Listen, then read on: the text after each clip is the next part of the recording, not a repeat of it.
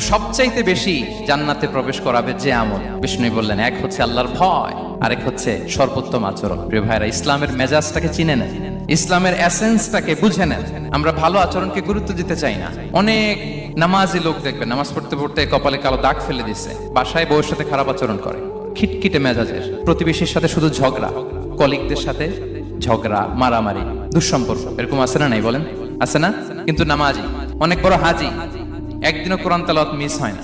তো এত আবাদত করেও সে ইসলামের আসল এসেন্সটাকে ধরতে পারেনি। বিষ্ণু বললেন, সবচেয়ে বেশি জান্নাতে প্রবেশ করাবে যে দুটি আমল, একটি হচ্ছে তাকওয়াল্লাহ, আল্লাহর ভয়, আরেকটি হচ্ছে উত্তম আচরণ, সর্বোত্তম আচরণ। তো আমরা যেন উত্তম আচরণের অধিকারী হই, আমার স্ত্রীর সাথে যেন ভালো আচরণ করি, প্রতিবেশীর সাথে যেন ভালো আচরণ করি, ছেলে মেয়েদের সাথে যেন আমাদের অ্যাটিটিউডটা ভালো থাকে, আচরণটা ভালো থাকে, কলিগের সাথে যেন ভালো থাকে। বিশ্বনবীর আচরণ যেমন ছিল তেমন আচরণ যেন আমরা গড়ে তুলতে পারি। আওয়াজ করে পড়ুন আমিন।